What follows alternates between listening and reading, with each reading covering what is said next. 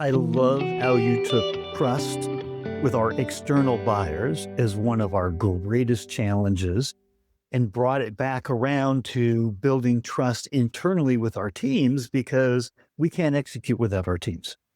It's why PE companies, VC companies, they invest in the team first, the idea second, because you can actually make a lot with an okay idea if you have a great team.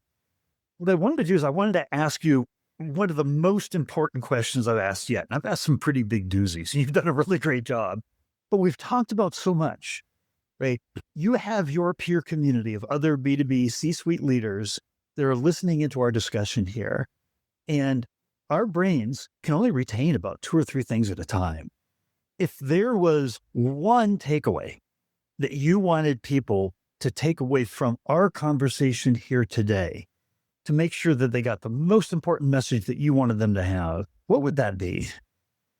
The one thing I would say, especially if you're in a PE environment, play the long game, even when you're managing quarter to quarter. As somebody that has led companies that sometimes are just looking quarter to quarter and hitting that number every single time, if you don't invest in your brand, your people, if you don't listen to your customers, a year or two later, you're going to find that your pipeline is going to dry up and you're going to be left scrambling. So the numbers are a great milestone of success. But for me, when I look back on my career and how I want my daughter, who's now an adult in college, or people that I've led to look back on Naomi as a leader, I hope my legacy is, man, we went through some really difficult times quarter to quarter, but she invested in me and helped me to achieve my financial and career goals. I also want clients to feel the same way. She really listened to what our needs were. And while we may have had difficult conversations from time to time, she was always up for the honesty and worked hard to help us make our goals and our goals come true and our challenges lessened. So I really hope that the numbers are awesome, but look for where you can make the most impact with your people because your people will help you through those different times.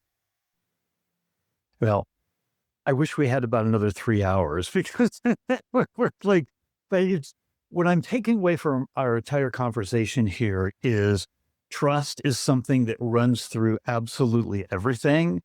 And that transparency, that honesty, it builds relations externally, internally that we have to rely on. If we don't have those relationships, we will not be successful. So we are in the relationship business first and foremost of anyway. That's my takeaway from what you're saying here. Yeah, absolutely. I mean, I'll give you one other thing.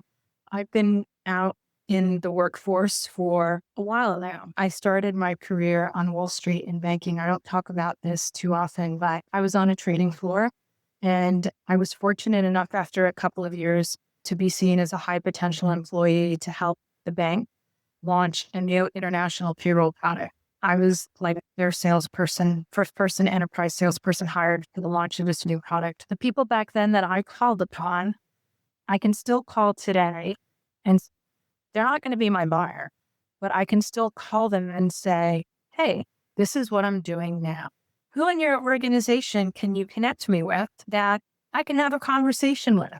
Is there somebody in your organization that might be interested in hearing more about X, Y, and Z? 9 out of 10 times, those relationships from many years ago have continued to serve me today. And I really work hard at building my network and fostering the new relationships I have as well to help not only myself, but them be successful. It's a two-way street. If I'm asking somebody for an introduction in their organization, I always ask, what can I help you with? What's going on in your world?